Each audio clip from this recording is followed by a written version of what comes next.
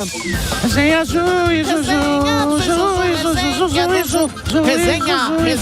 do Juízo. Bernardão, só pra gente não sair do time aqui, vamos falar rapidamente do que acontece com essa lei aí do Felca, que pegou todo mundo, obviamente, de surpresa.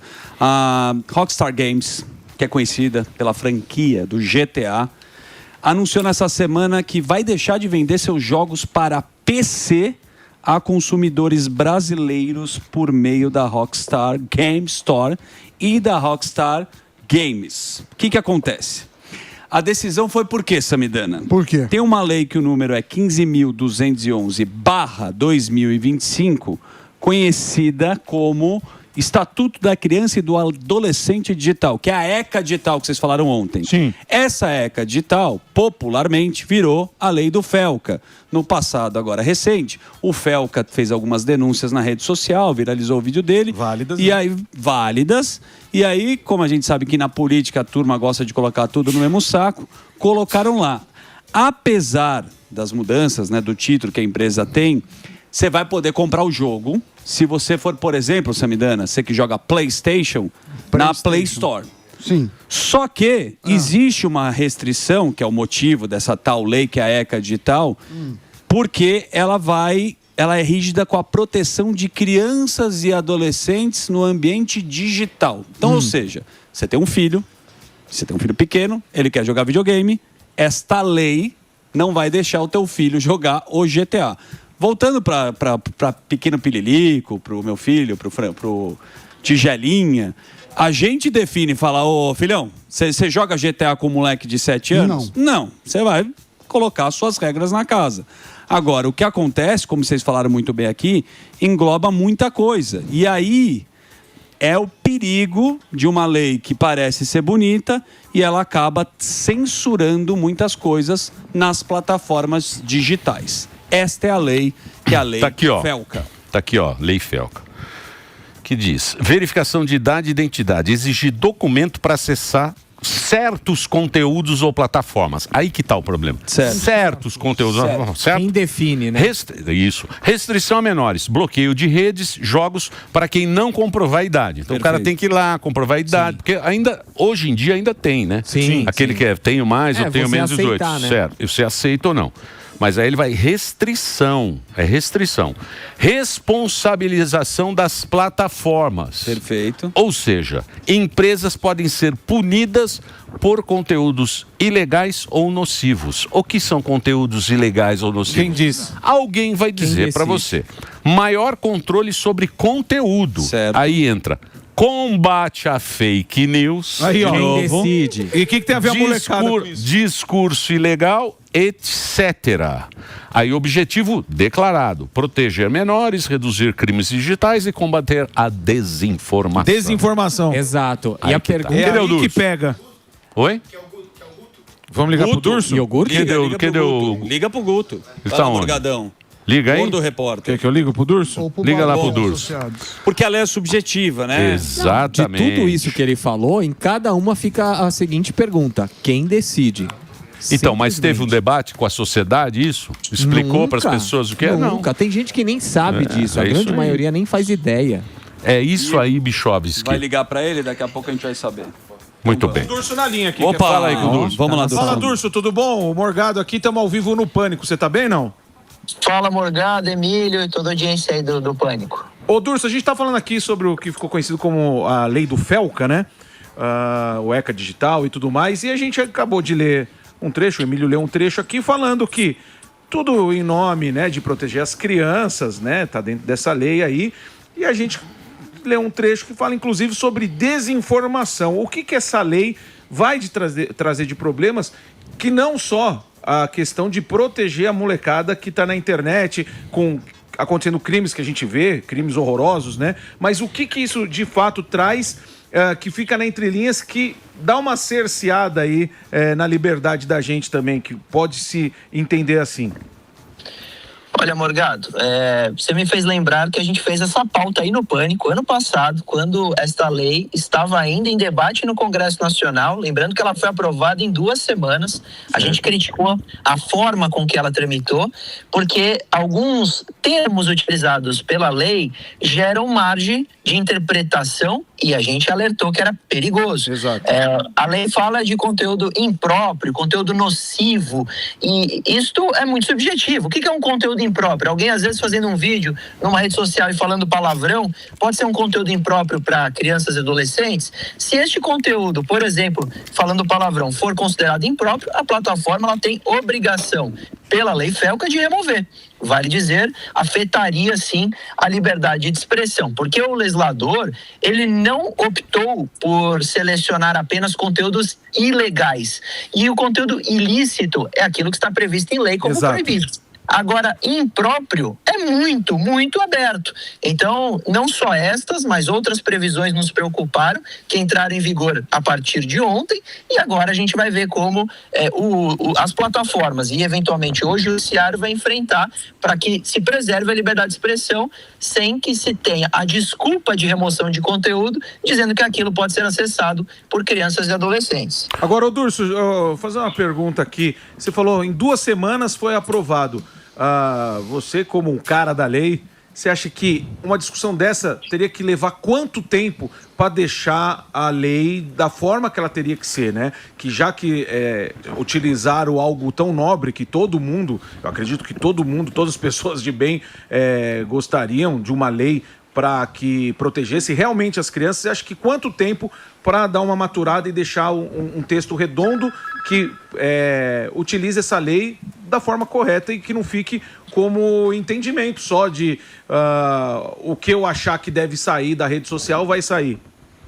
Essa foi a maior crítica, né? Pegaram um vídeo viral que tratava de um tema mega sensível, que era adultização, sensualização de conteúdo envolvendo crianças e adolescentes, e fizeram uma baita pressão política para que os próprios políticos não pudessem sequer levantar pontos de dúvida ou de críticas, porque se você fizesse dessa forma, você era a favor do crime contra crianças e adolescentes. E com essa narrativa, esta lei foi aprovada em 2 semanas, o que é impensado para uma lei que trata principalmente do cenário de um ambiente virtual, que a gente está falando do acesso de milhões de usuários, que são os brasileiros, principalmente, e que dependeria, a meu ver, mínimo de 1 ano de debate com as comissões especiais, porque tramitou em urgência, o que foi outro absurdo, com as comissões especiais, com as audiências públicas necessárias, também para ouvir as plataformas, que eu também faço as minhas críticas há muito tempo aí no Pânico, mas também para a gente verificar como elas poderiam agir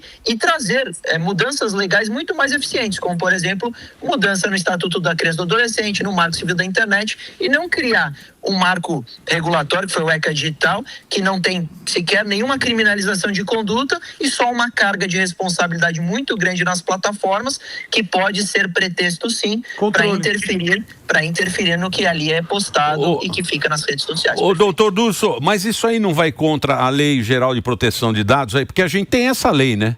A proteção de dados, não vai contra isso? Emílio, o conceito sim, porque a partir do momento em que a plataforma hoje tem que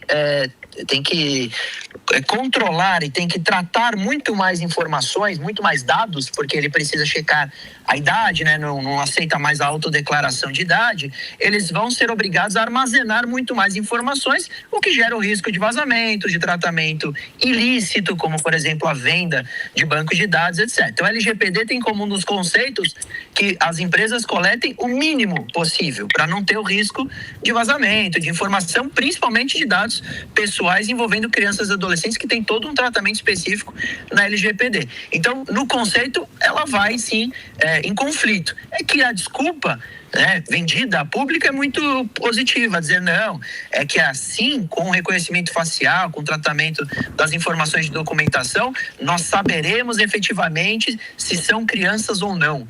Então, a pretexto do controle do acesso, se coleta mais informações, e isso cabe aí a dubiedade se isso é positivo ou negativo, porque tem conflito sim com a LGPD. E essa lei como é que é? A antimisoginia, né? Da Damares, né? A Damares também pode ir pro PSOL, né? Tá fazendo lei pro PSOL, ela pode ir bem lá pro PSOL, porque vou te falar uma coisa, hein? Isso aí também é outro problema aí para quem tá nas redes, não é isso, doutor?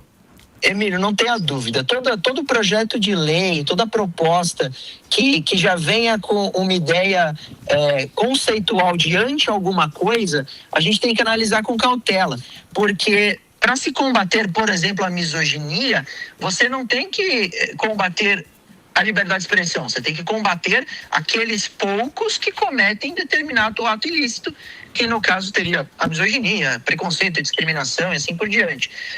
E também nós temos realmente um cenário em que as redes sociais são culpadas no sentido de chancelarem essas narrativas, porque o canal de denúncia é muito ineficiente. Se nós conseguíssemos apagar o conteúdo criminoso pelo canal de denúncia, sequer isso precisaria ser tratado no judiciário e pontualmente tratado quando há alguma conduta ilícita e a própria vítima reclama ali o seu direito. Mas daria para resolver 90% das questões só com uma situação de análise pontual. E aí eu também me recordo quando nós fizemos aí as críticas ao julgamento do Supremo do artigo 19 do Marco Civil da Internet, de que tem que fazer um rol das situações específicas que cabe a remoção, que cabe a exclusão, e não simplesmente falar que tudo que é ilícito tem que ser removido, tudo que é misógino tem que ser removido, porque aí sempre vai sobrar a interpretação de alguém, e isso é muito subjetivo. Então é melhor a gente preservar a liberdade de expressão e debater o resto no judiciário do que a gente apagar conteúdos lícitos